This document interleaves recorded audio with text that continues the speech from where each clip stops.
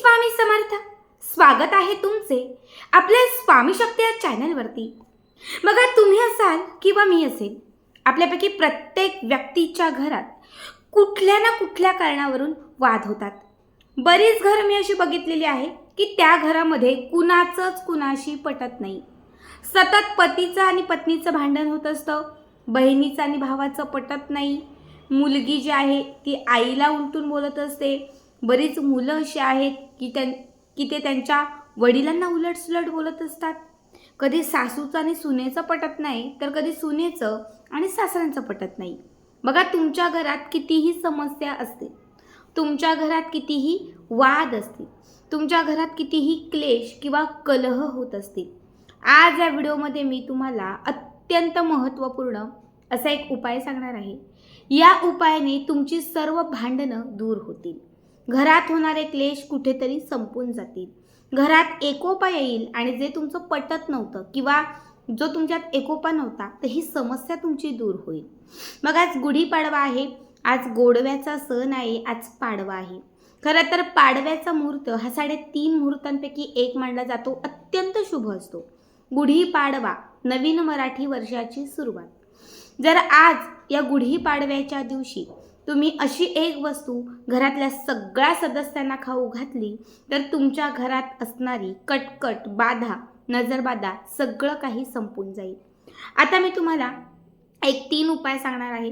तुम्ही आज तिघांपैकी कुठलाही एक करा, शक्य असेल तर तिघांपैकी तुम्ही 3ही करा.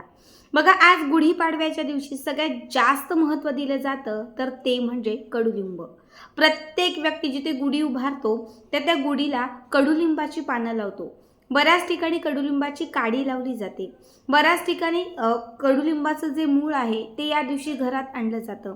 असं म्हटलं जातं की कडुलिंब जर आज गुढीपाडव्याच्या दिवशी घरात आणलं, तर घरात असणारं जे काही कडूतत्व आहे किंवा घरात असणारं जे काही वाईट आहे, हे घराच्या बाहेर जातं आणि घरामध्ये सुख, समृद्धी, ऐश्वर्य यांची प्राप्ती होते. गुढीपाडव्याच्या दिवशी बघा, कडुलिंबाला खूप विशेष महत्त्व आहे. आता आमच्याकडे तरी सकाळी किंवा संध्याकाळच्या वेळात कडुलिंब जे आहे त्याचं एक पान तरी प्रत्येकाने म्हणजे खायची प्रथा आहे. तुम्हाला आज काय करायचं आहे, तर एक ग्लासभर पाणी घ्यायचं आहे. त्या ग्लासभर पाण्यात थोडी एक चिमूटभर हळद घालायची आहे. आपल्या प्रत्येकाच्या घरामध्ये आपण भाजीत जी हळद घालतो ती असते. थोडी एक चिमूटभर म्हणजे किंचित हळद तुम्हाला घालायची आहे. तुमचं जे देवघर आहे त्या देवघराच्या समोर हा ग्लास तुम्हाला पाण्याने भरलेला ठेवायचा आहे आणि त्याच्यामध्ये ही किंचित हळद घालून तुम्हाला त्याच्यामध्ये एक कडुलिंबाचं पान घालायचं आहे. एक कडुलिंबाचं पान घाला. आता त्या पाण्यामध्ये तुमची 3 बोटं बुडवा. हे आणि हे अशी ही हाताची जी 3 बोटं आहेत, ही 3 बोटं त्या ग्लासमध्ये, त्या पाण्यामध्ये बुडवा आणि त्याच्यानंतर तुमची ज्या देवावरती श्रद्धा आहे त्यांचं स्मरण करा. आता आपल्यापैकी असंख्य लोकांची श्रद्धा ही स्वामी समर्थांवरती आहे. तुम्ही तारक मंत्र किंवा श्री स्वामी समर्थ हा जप करू शकता. आपल्यापैकी असंख्य लोकांची श्रद्धा ही कुलदेवीवरती आहे. कुणाची गणपती बाप्पावर असेल, हनुमानावर असेल, महादेवांवर असेल. प्रत्येकाची ज्याच्यावरती तुमची म्हणजे ज्या देवांवरती तुमची श्रद्धा असेल त्यांचे एक 5 ते 10 मिनटं फक्त तुम्हाला स्मरण करायचं आहे.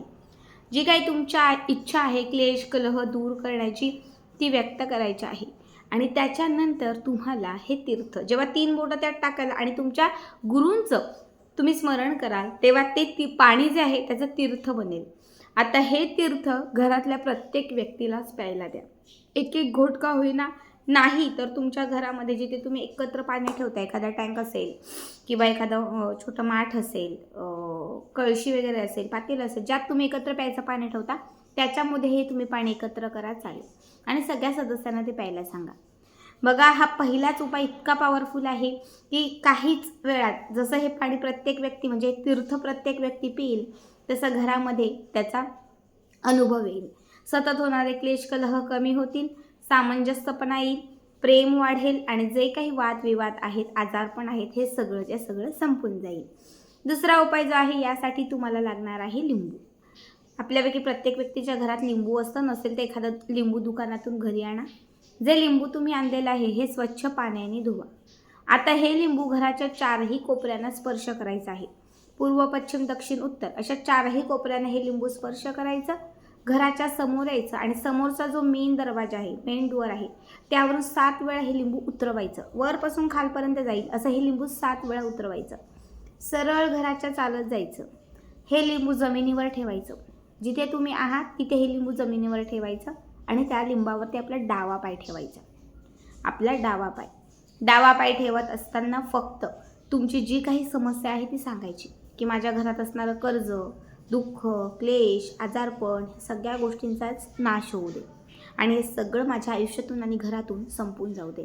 आणि मग त्यानंतर तो डावा पाय जो आहे त्याने ती लिंबू जोरात दाबायचं, कुस्करायचं. थोडंसं ते त्यातून ते रस बाहेर आला पाहिजे, या पद्धतीने ते दाबायचं. घरात येण्यापूर्वी हातावर पायावर पाणी घ्यायचं आणि मग घरात यायचं.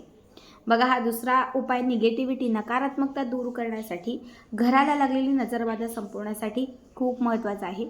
या उपायाने घरातील नजरबाधा सगळं घराच्या बाहेर फेकलं जाईल. आता मी तुम्हाला तिसरा उपाय सांगते. तिसऱ्या उपायासाठी तुम्हाला लागणार आहे कोळसा. आता जे लोक चूल वगैरे पेटवतात त्यांच्याकडे कोळसा असेल किंवा मग तुम्ही आजूबाजूला कुठे फिरलात तर मके वगैरे भाजून देतात, त्या लोकांकडे पण कोळसे असतात. एक कोळसा फक्त घ्या आणि त्याच्यासोबत एक काळा धागा घ्या. आज गुढीपाडव्याच्या दिवशी काळ्या धाग्यामध्ये कोळसा बांधा. कोळसा काळ्या धाग्यामध्ये बांधा आणि हा कोळसा आपल्या घराच्या मुख्य प्रवेशद्वाराला बाहेरून लावा. आता ते काय तुम्ही म्हणाल की ताई कसं तरी दिसतं, काहीतरी दिसतं, कोळसा कसा दाराला लावू, इतकं छान मेंढूवर आहे. पण जर तुम्ही पाडव्याच्या दिवशी काळ्या धाग्यात जर तुम्ही कोळसा तुमच्या दाराला बांधला, लक्षात ठेवा तुमच्या घराला कधीच कुणाची नजर लागणार नाही. बऱ्याच वेळा काय होतं की आपण काही चांगलं घेतलं की बघा घरात आजार पण येतं. आपलं पती आणि पत्नीचं सगळं चांगलं चालू असतं, व्यवस्थित असतं, पण अचानक भांडणे होतात कारण नजर लागते. बऱ्याच वेळा आपल्या नात्याला नजर लागते, घरातल्या वस्तूंना, घराला नजर लागते. तर जेव्हा तुम्ही पाडव्याच्या मुहूर्तावरती तुमच्या दाराला तुम्ही कोळसा बांधताना तर ती नजर बाधा ही कायमची निघून जाते आणि कुठलीही वाईट शक्ती तुमच्या घरात येत नाही किंवा तुम्हाला कधीच त्रास देत नाही. खूप साध्या सोप्या गोष्टी आहेत. बघा, यातली एक जरी गोष्टी केली तरी खूप आहे. नक्की करा आणि आजचा व्हिडिओ कसा वाटला कमेंट करा.